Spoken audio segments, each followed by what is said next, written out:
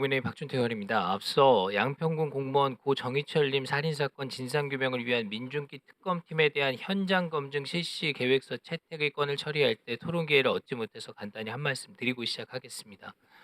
성실히 국민의 봉사자로 평생을 헌신해온 공무원이 특검 수사를 받다가 사망했습니다. 특검 조사 직후에 본인의 자필 메모에 정치 특검의 만행이 낱낱이 기록되어 있습니다. 특검이 그분을 죽음으로 내몬 것입니다. 그런데 지금 민중기 특검은 어디서 뭘 하고 있습니까? 국민 앞에 나와서 전후 상황을 설명하고 석고대죄에도 시원찮을판에 어디 숨어 있는 겁니까? 민중기 특검, 특검보, 파견검사들, 수사관들 다 해서 300명이나 된다 그럽니다. 그중에 누구라도 고인에 대한 예를 갖추거나 조문하거나 사과한 사람이 있습니까? 과거에 노무현 전 대통령께서 검찰 수사 받다가 사망했을 때를 떠올려 보십시오.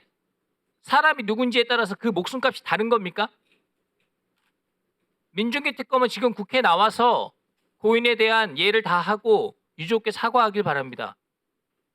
국회에 나오기 싫다면은 개별적으로라도 가족들 만나서 사죄해야 합니다. 그렇지 않다면 누군가를 죽게 만든 그 책임이 있다는 죄책감에 평생 시달릴 겁니다. 그게 고인이 민중기 특검을 포함한 그 특검팀에 주는 벌이니까 달게 받길 바랍니다. 지금 이곳 법사위에서 민주당 의원님들이 왜 이재명 변호사가 돼 있습니까? 변론은 왜 법정에서 안 하고 국회에서 합니까? 2025년 국회 법제사법위원회에서 사법 독립을 주장해야 되는 지금 이 현실이 믿어지지가 않습니다. 법사위 소관사항 명확합니다. 국회법에 따라서 법제사법위원회는 사법행정에 관한 사항을 다루는 겁니다. 여기서 말하는 사법행정이 뭡니까? 재판의 독립성과 효율성을 뒷받침하기 위한 행정 영역이지 개별 재판의 구체적인 내용이나 재판부의 판단 과정을 들여다보라는 게 아닙니다. 삼권의 한 축인 대법원장이 직접 국감을 받아야 된다. 그러면 행정부 수반인 대통령도 나와서 국감 받아야 되고 국무총리도 나와야 되고 국회에 대한 사무감사를 할 때도 국회 사무총장이 아닌 국회의장이 나와야죠. 수요일에 현장 국감한다 그러잖아요. 의원들이 대법원에 가가지고 대법관대 PC 로그 기록, 내부 결제 문건 다 들여다본다고 지금 엄포를 놓고 있습니다. 의원들이 몰려가가지고 무슨 압수수색 하듯이 수사를 하겠다는 거예요. 이건 단순한 정치 공세가 아니라 헌법이 금지한 사법부에 대한 겁박입니다.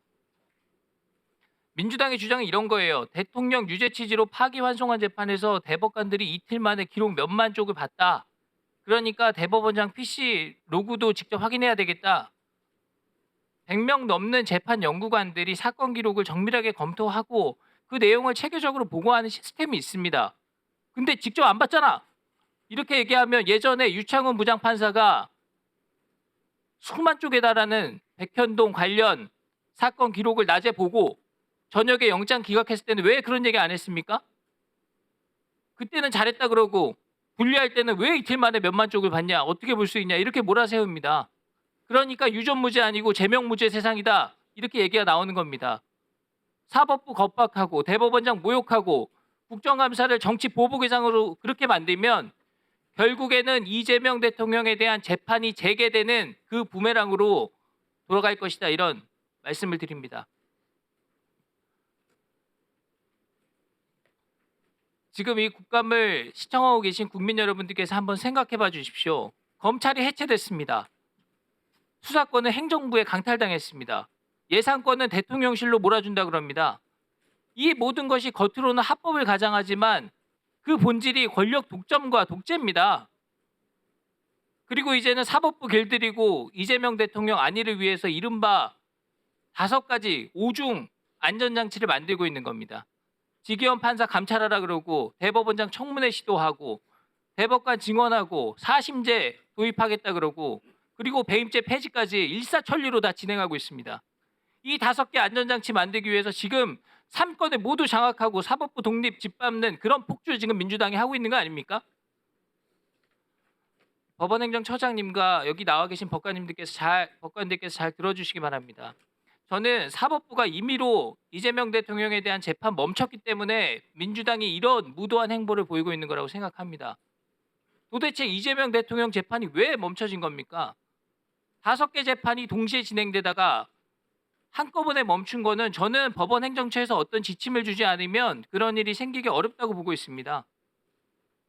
이게 지금 법원이 재판을 일제히 멈춘 거는요. 법원이 대한민국에선 대통령 되면 면죄부를 주는 거다. 이렇게 선언하는 거나 다름없습니다. 이게 법원이 추구하는 정의가 맞습니까? 뭐 거창한 얘기 안 하더라도 이게 국민 상식에 맞는 겁니까? PPT 한번 띄워주시죠. 이럴 때일수록 사법부에서 중심을 잘 잡아주셔야죠. 지난 대선 당일에 투표소로 나온 국민의 64%가 이재명이 대통령이 되어도 재판은 계속되어야 한다라고 그 당일 응답한 겁니다.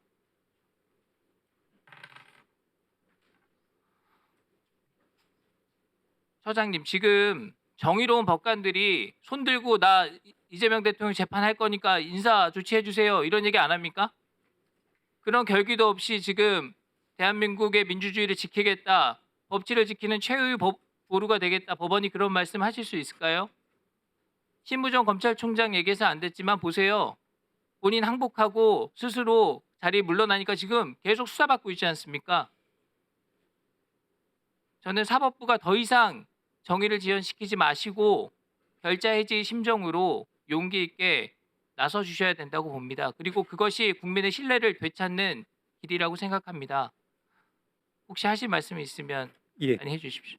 말씀드리겠습니다. 모든 법관들이 지금 이 순간에도 헌법과 법률과 양심에 따라서 주어진 법관으로서 소명을 다하고 있다고 확신합니다. 그리고 이제 조금 전에 나왔던 이야기에 대한 답변을 조금 말씀을 드리겠습니다. 저희들도 그렇고 또 우리 아까 이제 김 의원님도 말씀하셨지만 모든 이제 이 사건의 경과나 실체나 절차에 대해서는 전화 판결문을 보시면 됩니다.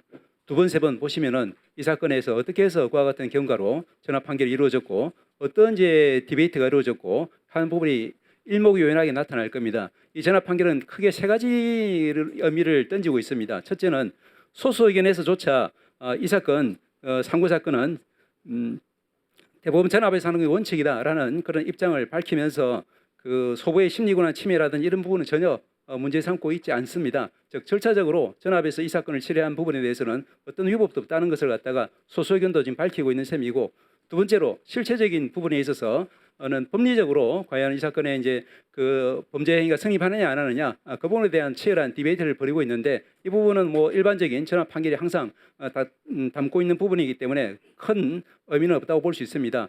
세 번째로 이제 그 선고 시기에 대해서 소수 의견과 다수 의견이 극명하게 좀 대립을 하고 있습니다.